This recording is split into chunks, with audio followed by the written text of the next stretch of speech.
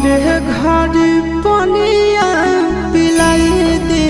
है जान गे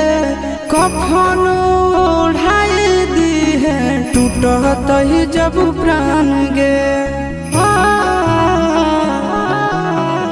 मरे घर पनिया पिलाई दी है जान गे कफन